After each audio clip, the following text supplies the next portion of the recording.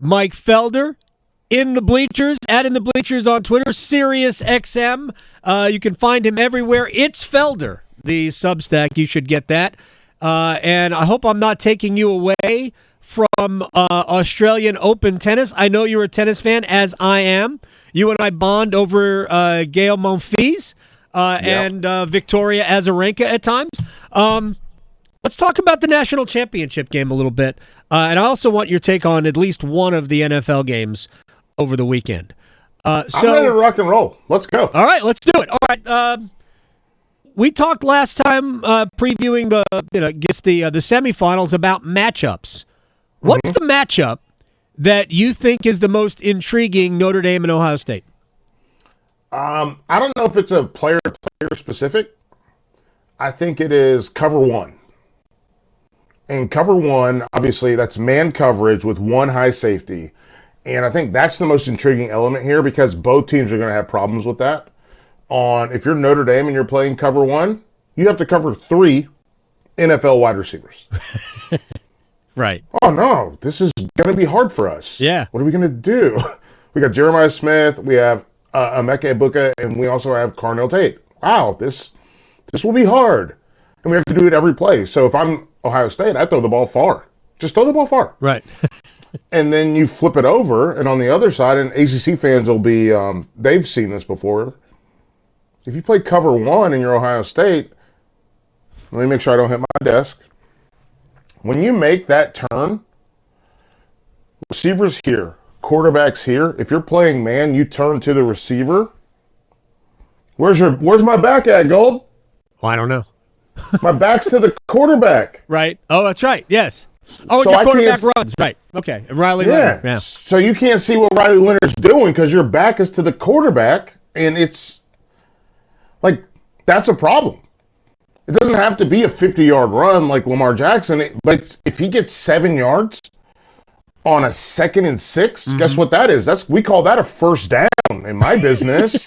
Right. So they have 2 different problems, and I just want to see who adjusts better, who changes more. Like, are we going to see more cover 2? Are we going to see more cover 3? Are we going to see more cover 4? But cover 1 in terms of matchups, the differences, the disparate nature of this, where one team is worried about what they're going to do down the field, the other team has to worry about what this quarterback's going to do. That's the real matchup for me in this football game. Is Notre Dame explosive enough offensively to beat Ohio State?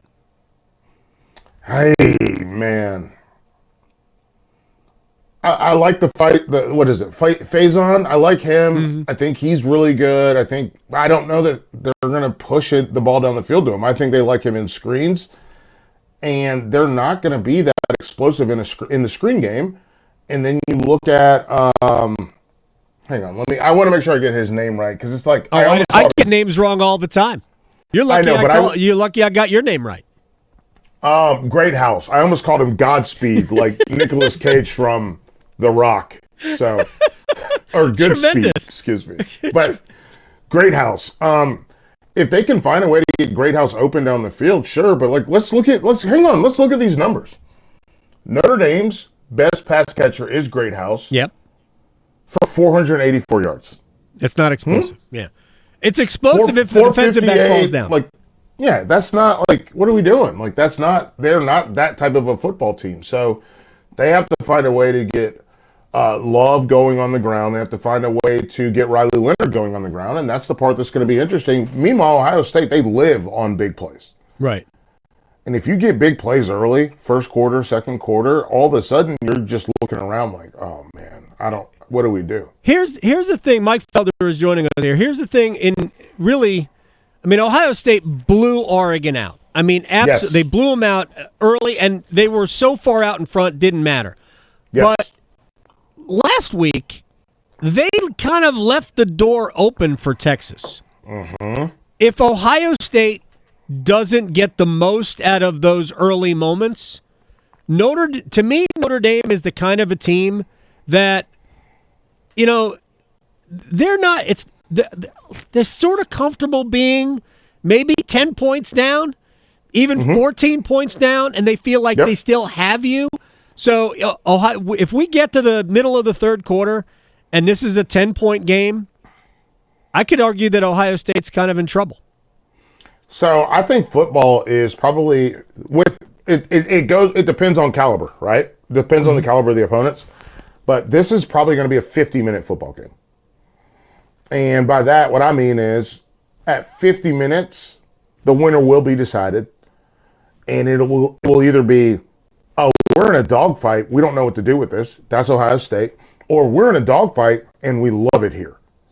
I want to live. This is what I want to live in. And so that's going to be the interesting part for me. We saw it with Boise State and Penn State, right? Mm-hmm. That was a 35-minute football game. Yeah. For 35 minutes, everybody was okay. We hung around, and then all of a sudden, Penn State was like, "Let's get heavy. Let's lean on them."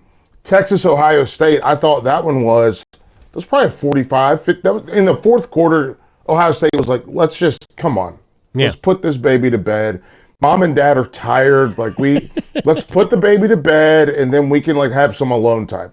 So, I think what we're looking at in this game, as we get to the pinnacle, right, of college football this year. Oh, by the way, no SEC teams. Okay, cool. Yeah. We get to the pinnacle of college football this season. We're looking at a 50-minute game with 10 to play if Notre Dame's not within a score. And this is something I want folks to realize. You and I have talked about this before. You've heard me say this before. A touchdown is one play.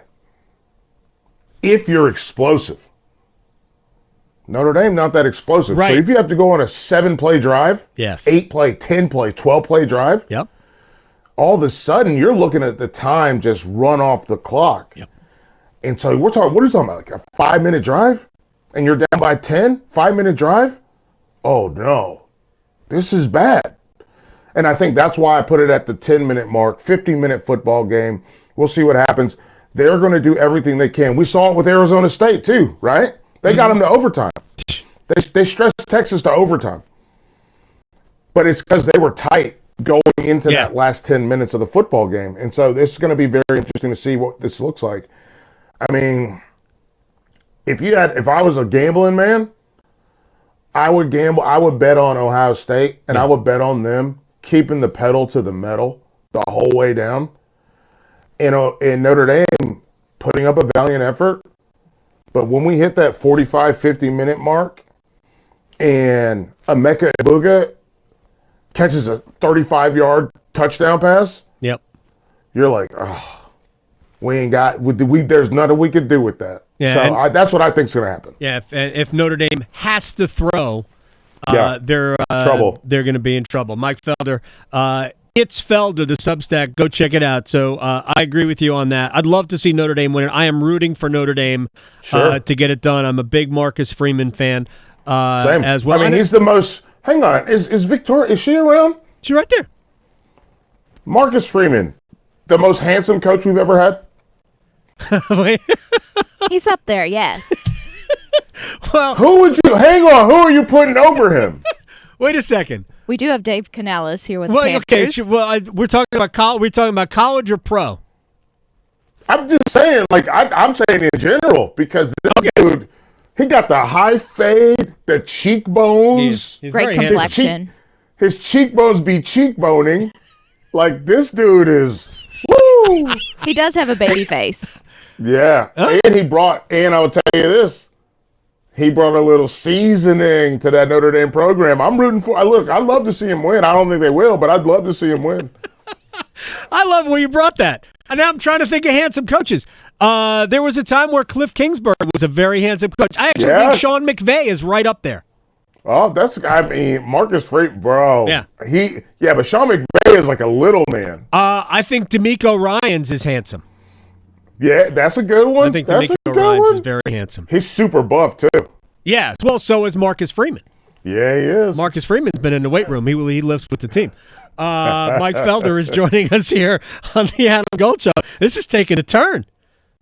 I'm here for this. Man, whenever I watch the games, whenever I see Notre Dame with my wife, she's like, he looks so good.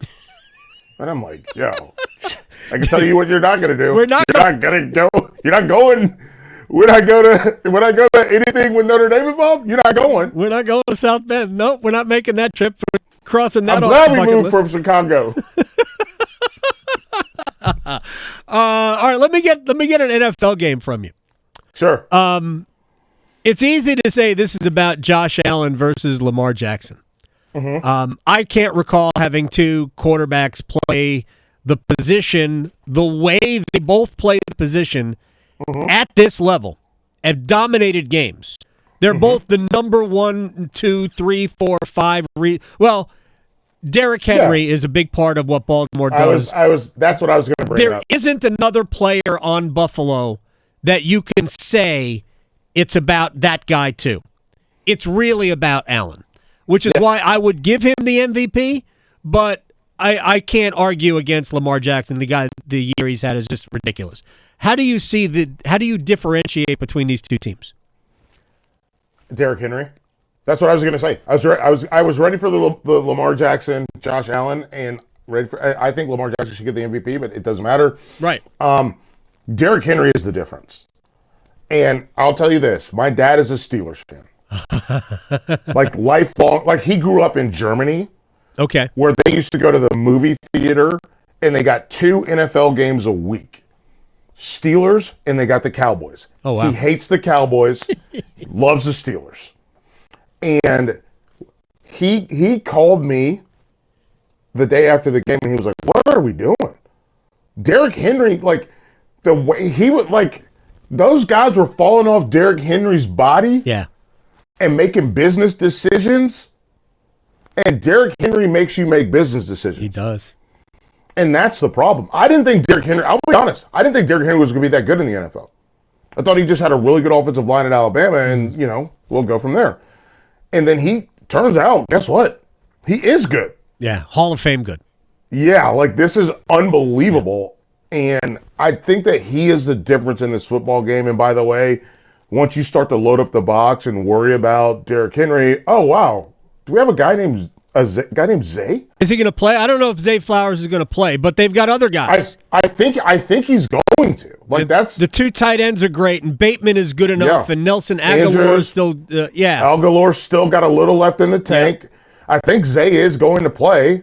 Talking to because I do some radio in Baltimore, and they were Baltimore, and they were like, yeah, we think he's going to give it at least he's going to give it a go or try. Right. But like the reality is, it doesn't matter who's out there. Because if you're 11 men and you're worried about Derrick Henry and you get hugged up to the line of scrimmage to try to make sure you can stop this human giant. Have you seen his high school highlights? No, but he's like 2 people. He's not smaller. Right. He's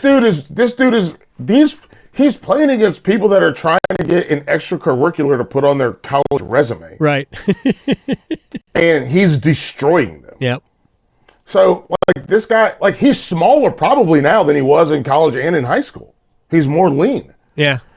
And he just is a monster. And shout out to him. Like, he gets the job done. So you have all these weapons. You mentioned Aguilar, who coming from USC, who's an absolute, like, he could still be a speed freak down the seam. He's a problem. And I just think Derrick Henry, to me, is the difference. Yeah, but which is why I think the Ravens win. The durability of Derrick Henry has been just remarkable because he's carried so many carries for so long. We see guys like Le'Veon Bell, who was great for about 4 years. That's exactly who I was going to bring up was Le'Veon Bell. But Le'Veon Bell also got abused. Yeah. By the way, my wife went to Michigan State. Oh, okay, yeah. He got abused in college. I thought that should have been called child abuse. Yeah, Alabama, you get 1 year. You just get 1 year, then you're out. 1 year, then you're out. Like Mark Ingram did. He wasn't there for 3 years. Yeah, that's the problem. Yeah. The only running back in college who continuously took abuse and then dished it out in the NFL that I can recall is Adrian Peterson. Yes. He was still great as a pro after carrying the ball that many times for 3 years. Yep. Mike Felder. It says college football analyst on the screen.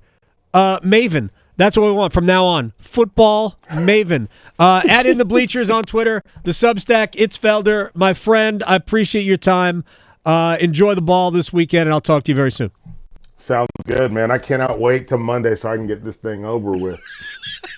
The off season, his favorite season. Thanks, Mike. I'll talk to you later. All right.